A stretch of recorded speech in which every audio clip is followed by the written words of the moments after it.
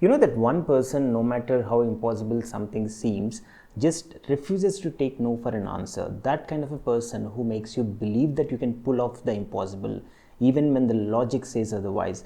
Well, that's Steve Jobs in a nutshell. But Jobs didn't just believe in the impossible, he made you believe in it too. He made the entire team in Apple believe in it too. And that's where the magic happened. This wasn't just charisma, it wasn't just coincidence, it was something more powerful.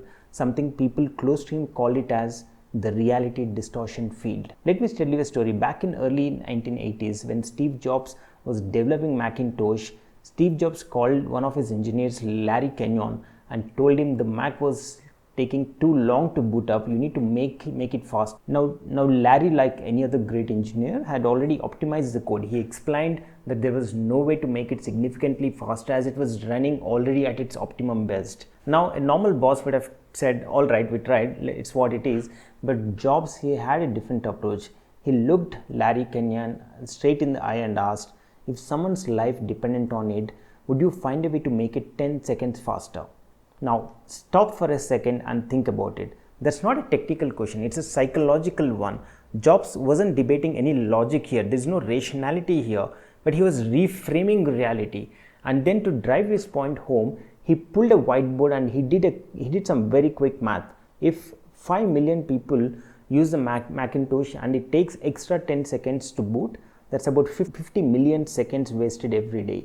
There's almost 100 human lifespans lost every year. Larry Kenyon walked out of the meeting and then went back to work. A few weeks later, he came back with a new version of the system that booted 28 seconds faster. Not 10, 28 seconds faster. Just like that, something that was considered as impossible suddenly became possible. That's the reality distortion field at work. What is reality distortion field? If you just take a step back and try to understand, Steve Jobs has this uncanny ability to bend reality, not just for himself, but for the people around him, but the entire team around him. He made the impossible seem inevitable. It wasn't just engineers, designers, marketers, suppliers. Everyone who worked with him ended up pushing far beyond that they thought was possible. Some say it was pure arrogance, some say it was manipulation, but when you really break it down, it was something else entirely. It was just pure conviction and belief. Jobs believed so deeply in his vision that it became contagious. And there is another iPhone story related to that. Let's fast forward to 2005. Apple is working on a top secret project, the first ever iPhone. Jobs had only one demand, a touchscreen with no physical keyboard. Now that is unheard of at that point of time. Remember, we're talking about 2005. Every smartphone had a physical keyboard. BlackBerry was ruling the market with their tiny little keys. The Apple engineers told Jobs that an all-glass multi-touch screen was too hard, too expensive, and it will be too unreliable. Jobs refused to accept them.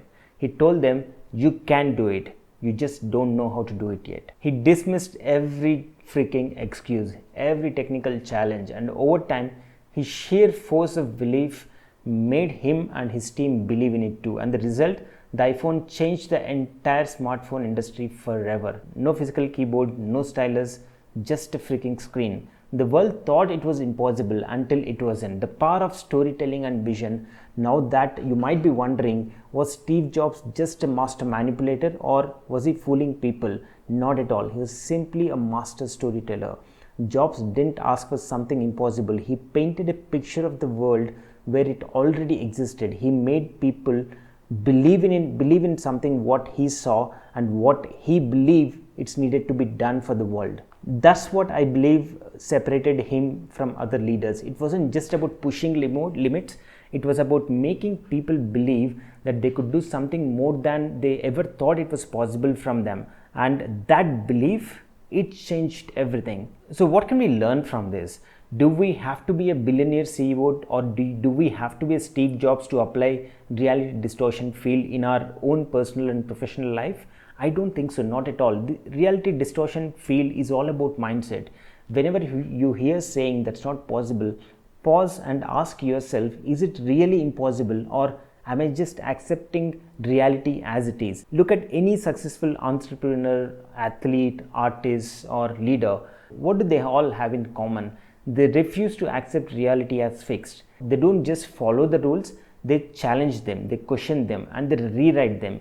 They believe in a world that doesn't exist yet until they create it. And let's be real, most of them were called crazy at some point. Steve Jobs was called as unrealistic, Elon Musk was called as delusional, and Wright brothers is called as crazy or insane. But here is the thing, every great achievement looked crazy before it became normal. The world tells you to be practical, to follow the safe, to follow the predictable path, to not to dream too big. Just follow what the society lays out to do.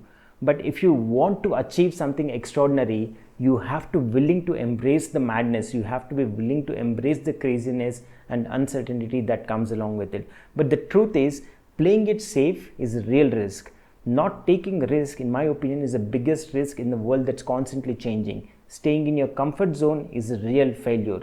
The people who change the world, the ones who create, innovate, and disrupt, they all have this spark of insanity and craziness that makes them believe in something bigger. So if your dreams seems impossible, good, that's good.